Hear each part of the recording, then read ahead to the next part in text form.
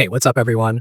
Hope you're all doing great and ready to talk about the latest CarX Street update version 1.000.0114, also known as V1.1.01. This one has been making waves across the community, especially for players who love the thrill of pursuits and city racing. It's one of those updates that doesn't completely overhaul the game, but tightens up almost every aspect that needed some love. You know how sometimes small tweaks can make a big difference? That's exactly what this patch feels like. Focused, balanced, and clearly meant to improve the feel of the game for both casual racers and hardcore tuners.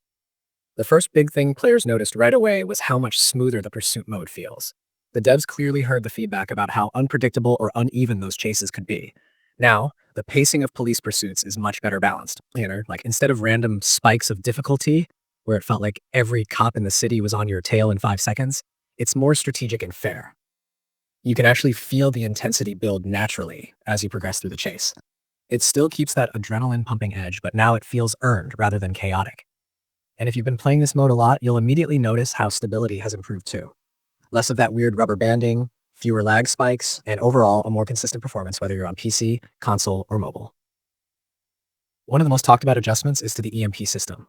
Previously, it could feel a little clunky or unresponsive, and using it at the right time didn't always pay off. Now, EMPs actually feel like the powerful tool they're meant to be. The timing is smoother, and the hit detection seems more reliable, which makes it far more satisfying when you deploy one and watch your pursuer's car lose control. Alongside that, road spikes have been rebalanced. Instead of being overpowered or useless depending on the situation, they now feel properly tuned so that both offense and defense have an equal chance of turning the tables during a chase. The developers didn't stop there, though. They also took another look at the zone scoring system. That means when you're competing in zone-based races or events, the scoring and timers feel more in sync with your actual performance. It's a subtle change, but it gives you a better sense of progression during each run.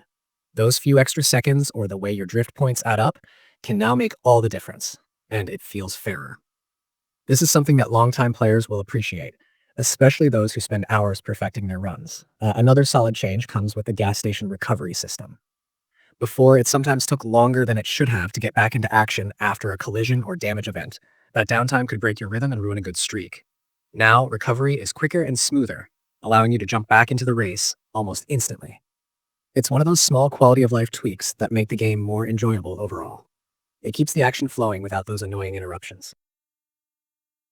Of course, every update brings bug fixes, and this patch tackled quite a few critical ones. Some players had reported random control glitches, odd engine behavior, and stability issues during certain events. Those have been ironed out. The controls feel tighter, cars respond more naturally, and engine sounds sync better with acceleration and gear shifts. It's not something you might notice right away, but after a few hours of racing, you'll realize just how much more cohesive the experience feels. Even the visual side of things got some love, with better frame consistency in busy city areas and fewer crashes during longer play sessions. What stands out most about this update is the sense that the developers are really paying attention to player feedback.